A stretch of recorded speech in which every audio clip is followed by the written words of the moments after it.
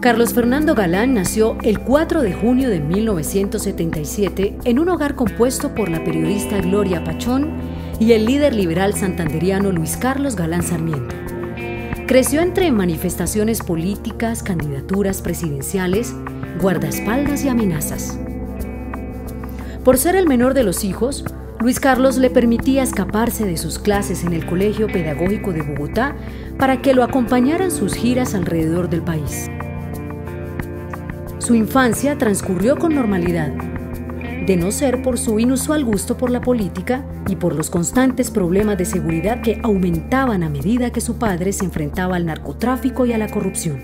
Nuestra patria llegó, como llegó, a más de 60 países del mundo. El poder oscuro y criminal del narcotráfico. En 1989, aún en pleno duelo por el asesinato de su padre en una manifestación política en Soacha, Carlos Fernando y su familia se marcharon a Francia para empezar una nueva vida. En 1995 viajó a Estados Unidos a aprender inglés y se graduó en Relaciones Internacionales con énfasis en Economía de la Universidad de Georgetown. Pese a las dolorosas circunstancias que forzaron su partida de Colombia, Carlos decidió regresar a trabajar por su país como periodista. Conozco a Carlos Fernando hace muchos años y doy fe de su crecimiento como persona y como profesional. En el año 2007, mientras Carlos Galán se desempeñaba como editor político del diario El Tiempo, Germán Vargas Lleras, entonces jefe del Partido Cambio Radical, le propuso encabezar la lista del partido al Consejo de Bogotá. Carlos, que había crecido en el mundo de la política y conocía su cara más amarga, decidió hacer un alto en el periodismo, que aprendió tan bien en las revistas Cambio y Semana, para asumir un reto que no podía aplazar.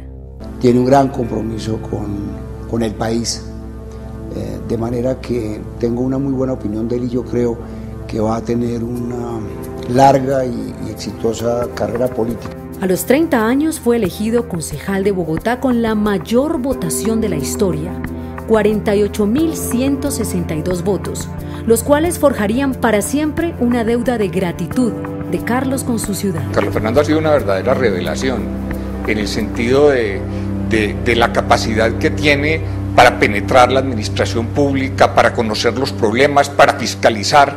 Bogotá requiere y merece una explicación. Y sin lugar a dudas, hizo la tarea. Una cosa es tener representación política y otra cosa es hacer campaña a punta de contratos. ¿Por qué no responde el secretario de Movilidad?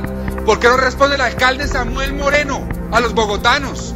Porque quiere hacer un metro y ni siquiera es capaz de hacer un Transmilenio. Ponga la cara. No hemos llegado al pleno del debate. Esto es una falta de respeto con los bogotanos. Todo eso. Están despilfarrando los recursos de los bogotanos, los están malgastando.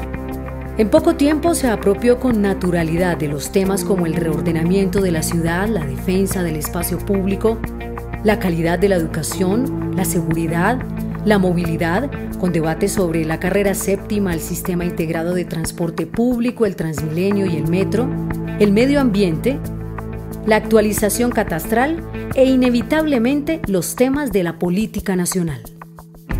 Tiene el método del papá, la cosa sistemática de aprender los temas, de conocerlos, de organizar la cabeza.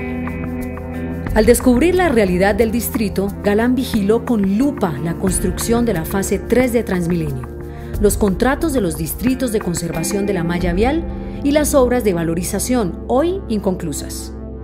Asimismo, se mostró implacable con su actividad de control político que lo llevó a ser el primero en denunciar desde junio de 2009 la existencia de un cartel de la contratación y a señalar con nombre propio a los miembros del mismo, denuncias a las que poco a poco la justicia ha dado la razón. En el año 2011, Galán presentó su nombre como candidato a la alcaldía de Bogotá, contienda en la cual obtuvo más de 285.000 votos.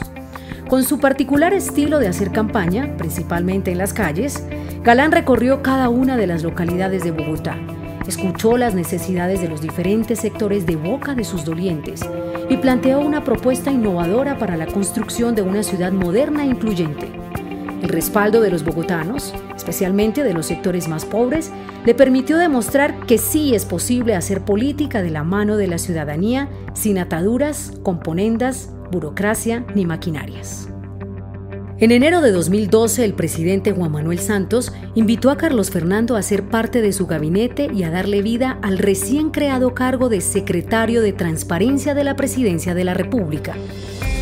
Desde allí diseñó la primera política integral anticorrupción del país. Lideró el ingreso de Colombia al Grupo contra el Soborno Transnacional de la OCDE y trabajó en llave con ministerios y órganos de control para destapar casos como el desfalco a la DIAN y las principales prácticas de corrupción en sectores como la salud y el sistema penitenciario y carcelario. En septiembre de 2013, Galán fue designado director nacional del partido Cambio Radical, cargo que ha aprovechado para adelantar un proceso de depuración y renovación de un partido que, como todos, ha dado pasos en falso, pero que en su gran mayoría comparte que es necesario recuperar la confianza de quienes hoy no se sienten representados por sus líderes. Porque creemos que eso es la base de un partido político, ser coherentes ideológicamente y tener claridad sobre lo que le planteamos a los colombianos. Pese al desgreño administrativo y a las dinámicas de corrupción que el propio Carlos Fernando ha denunciado en muchas ocasiones, Galán le apuesta a Colombia como un país pujante, innovador y capaz de salir adelante, el cual pide a gritos líderes incorruptibles, alejados de las componendas políticas y con mano firme para enfrentar las grandes mafias que se han enquistado por décadas en las distintas entidades del Estado. Por eso, decidió aspirar al Congreso de la República para trabajar en la lucha contra la corrupción, la reforma urbana, la seguridad ciudadana y la calidad de la educación. Ya es hora de que desde el Congreso empecemos a construir un país legal y transparente, que le apueste a las capacidades de su gente, y eso solo se logra cambiando la forma de hacer política. Haga parte del cambio.